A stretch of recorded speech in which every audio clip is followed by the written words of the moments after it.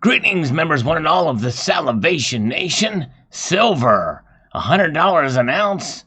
Well, that's what some people think. But before we get to that, let's talk about the supply of silver, because I think that's kind of where they're making these predictions, these bold predictions. We're seeing it more now since we've seen sort of a bull market in the precious metal.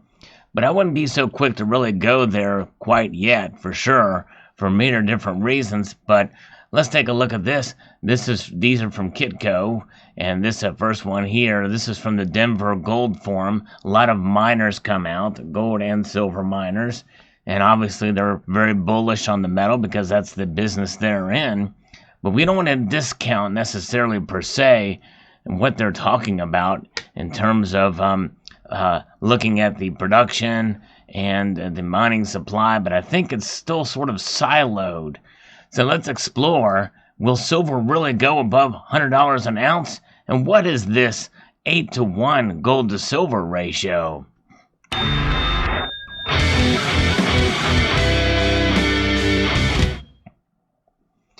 Yeah, so here we go. This is at the Denver Gold Forum, and there's interviews being taken place. But kind of looking at a little snippet here, and that is Phil Baker from Hecla Mining says there's no oversupply of silver. The growing consumption of silver from industrial, but it's really more consumer products, has really taken off.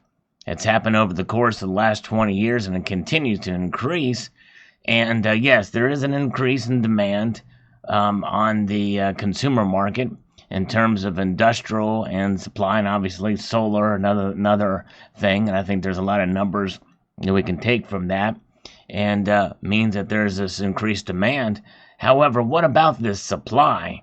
You know, it may be, even to some point, I remember it was suggested in the Silver Institute's report that I covered, that it was a slight deficit in supply for those uses. However, if you could take it from the other world of the bullion market, what's known as investment demand, although I don't like that term, but for the bullion rounds and bars, demand has been much less there. People are, they've essentially been kind of tired of silver. People in that space, they have moved towards the cryptocurrencies to where they can actually make money. And I think that people were very excited after 2011, but the price went up, and they thought, well, it's going to go back up to that point again, and it just didn't happen. And now a lot of people were jaded and kind of moved out of silver into other things. Now that the price is starting to move back up again, you're seeing a lot of excitement out there. A lot of people wondering, hey, is this the next big move in silver? Is it going to go up? And then you get predictions of silver above $100 an ounce. In another interview with Keith Neumeyer, who is the CEO of First Majestic Silver, and he thinks that silver is rare. And, in this quote from the video, which I watched, says, we're mining 8-to-1. So for every 1 ounce of gold that's being mined worldwide, we're only mining 8 ounces of silver. Now, I'll stop right there because, yeah, that's only First Majestic Silver. Now, it's a big mining company. They made some acquisitions, and their company actually is doing very well. He talked about that in the interview, too. But that's only his company. And how can you really measure that? I don't know, because many times I believe that First Majestic is more than likely a primary silver miner. I don't know how much of the secondary silver mining that they do. And so with that being the case, sure, it makes sense that silver would be at 8-to-1. But I believe it's because of that very number there, 8-to-1, as to why it's much more abundant than he says. He says silver is extremely rare and people don't get it. Well, I must be one of those that don't get it, because silver is mainly mined, the abundance of silver is mined mostly, especially nowadays, as a byproduct of other metals. So there's a lot of silver mined as a byproduct of other metals. What is that ratio? And I think that is the ratio to see, and we have to look at total mine supply and above ground stocks, which when he talks about in this interview as well, that the above ground stocks of silver are, are dwindling. What does that mean that they're dwindling? And I believe that means potentially that, as far as getting it from places like silverware and being processed and refined from other markets and being pushed back in there, yeah. Whenever the price goes up, people will bring in their old silverware and jewelry and the like. And obviously that takes it off the market. But what is that market? How much more of that is out there?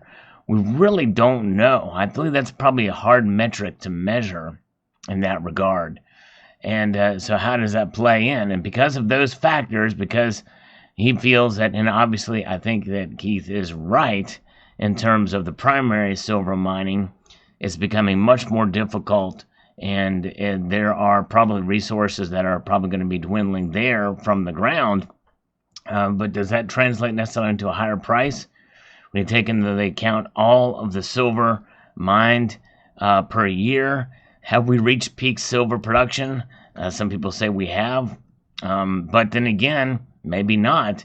Maybe they're backing off until the price goes up higher again, as the interviewer asked Keith in this particular interview. But because of this, because he thinks it's kind of squeezing in on gold for what's being mined out there, silver and gold are different enough.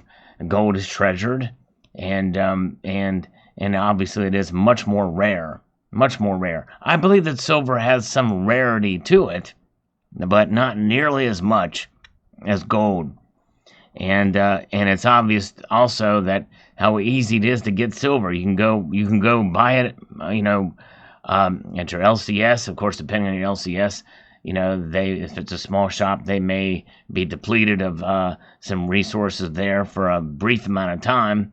But make no mistake, silver is abundant enough that it can be ordered online everywhere for sure, and so it's readily available. And so I think that in that measure, and considering what's going on with other aspects of the economy, especially with regards to trade, oil prices, geopolitics, and everything like that, I believe that all those things in conjunction is what is bringing the argument for $100 silver. But I think you would have to, basically, you would be setting yourself up for, a very, very bad economic situation in order for it to go to $100 at this point. So yes, there's no really oversupply, but I also don't think there's an undersupply. The channels of getting it, I believe, will make its way to where it's needed. Because if that was the case, if there's a really big bottleneck in getting the silver out there, I believe the price would just go much higher than it is now, considering the fundamentals we've been seeing and the changes we've been seeing. Notwithstanding, the fact that we've got silver holding on pretty steadily above $17 an ounce now. In fact, the metals have kind of creeped up, all of them here. We're looking at them right now. Silver, between the gold and silver, it's a loser here as far as its gains, but it's holding on. It's well above $17. Gold is flirting again with that $1,500 level. It went up above and came back a little bit. It's right around there. And you remember the video I posted a while ago, $1,500 gold, $17 silver. Those are the new floors. Gold is barely hanging on to that solid floor. Silver, I think, is at it. And so I think in that ways, we're still seeing a pretty high gold to silver ratio. And but notwithstanding, it's there. And silver's holding on to the $17 level. And the gold to silver ratio is staying relatively steady, but at least it's it's narrower than it was before at 90-1 or what have you. And so I think there's something that we can celebrate, and I believe that we will see that ratio probably eventually as the prices go up, and I do believe both metals will go up from here on out. There'll be little dips here and there, but I believe there's enough going on in the world with interest rates and what the Fed's doing. I think even if they stop cutting anymore, I believe we'll probably still see the metals go up. There's not going to be any mark my words, there's not going to be any trade deal before the end of this year for sure. I'd be very surprised if there's one before the election. And even if there is one, an agreement between China and the United States, the Congress, I believe, has to codify it, and they probably won't do that in an election year. There you have it. Very interesting to see these metals, the way they move, and why they move. We haven't touched on rhodium. It's well over $5,000 an ounce now, and it's definitely been a clear winner this year for sure. Make no mistake there. But palladium is now up $29, $16.20. I believe that's overvalued. I still believe that platinum is undervalued, but platinum has been moving up steadily as well. And all the metals are making their moves. There's a lot going on. Jobs numbers coming out saying that the unemployment has increased somewhat, but still considered well in line and not enough to really cause that much of a problem. But I think that may be some of the reasons why we've seen the metals go up a little bit. But $100 silver. Yeah, I just don't think it has been fascinating and amusing in some ways to see these hyperbolic predictions in the precious metal prices.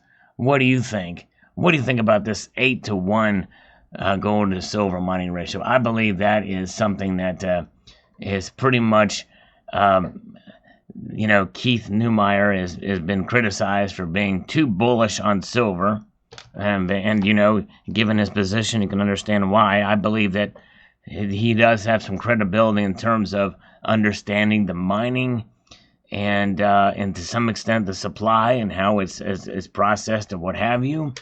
But I think it's still within his confines of his company and what little he takes from other companies out there. But it's in his best interest, I believe, for silver to do well. And there's nothing wrong with that. But I think that there is a call to be a little bit more realistic on it. As I believe that the truth about silver and the fundamentals of it, I think, are what is going to sell it much more than any kind of hyperbole involved. So post your thoughts below. Very interesting indeed. I would like to extend a multitude of gratitude to y'all for watching and encourage you to please rate, share, comment, and click that little bell. Because if you click that little bell, you'll be notified of a new video. And just make sure that on your phone, on your devices, and on your computer that you have it set up to be notified of those. And finally, subscribe if you haven't already.